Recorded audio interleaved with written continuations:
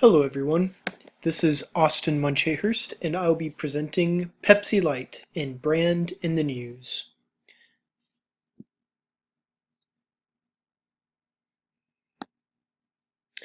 Hello everyone, this is Austin Munchahurst presenting Pepsi Light in this week's Brand in the News. So most of you are probably familiar with Diet Pepsi, Pepsi Light, some form of Pepsi that has reduced amounts of sugar. Usually these drinks look something like this. They maybe have a slightly different color scheme with the same logo to help shoppers make the distinction that while this is a Pepsi product, it is a lighter or different version of Pepsi. And while most of us are maybe aware that these drinks have reduced calories and that makes them slightly healthier, we wouldn't call these a health drink. If we were looking for a health drink, I think most of us in this class would probably look towards a smoothie, a green smoothie featuring spinach or kale, or if we're looking for something sweeter, less healthy than that, maybe Gatorade, but almost never Diet Coke.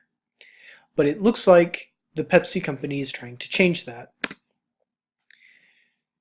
In an article from Adweek, or rather, Adweek reports that this is Diet Pepsi or Pepsi Light's new packaging campaign. The new package is shaped like a dumbbell, indicating that their new drink is suitable for people who use, at the very least, resistance training, and probably more broadly, just focus on fitness more generally. This is an interesting step because, number one, the Pepsi company owns Gatorade, which, as I mentioned before, most of us would probably identify as a health drink before we ever turned to Diet Pepsi or Pepsi Light or Diet Coke or any sort of diet beverage. But instead of choosing to focus more on Gatorade as a health-conscious beverage, the Pepsi company is extending the value proposition, extending the Pepsi Light brand to include health consciousness. So what are the implications of this? Most diet drinks, diet sodas, include aspartame as an artificial sweetener. The idea behind aspartame as an artificial sweetener that one would use in place of sugar is that aspartame is low calorie, sometimes no added calories, and the reduction of added sugar calories equals a reduced insulin spike. Insulin spikes are behind, or they are part of what's behind weight gain.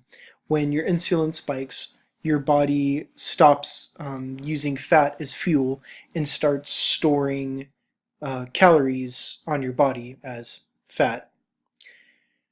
However, in the past couple of decades, about 2 decades, the last 20 years, aspartame has gotten an awful, awful rap. Everybody hates it. And while while I don't think studies have linked it to anything beyond cancer in rats, people have blamed aspartame for things as severe as seizures and death. So aspartame has gotten a very, very, it's a bad choice for a company to use aspartame anymore.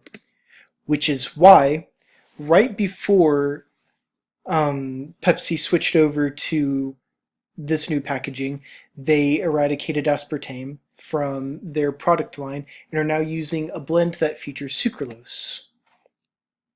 So what's the real implication here?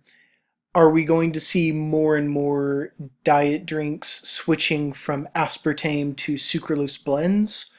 Is this going to lead to more diet drinks that aren't Gatorade being marketed as a healthy alternative, not just a healthy alternative to transition out of drinking full sugar sodas, but will we see them marketed as a thing that you can drink and see no changes in your health? I look forward to hearing your responses to these questions in the comments.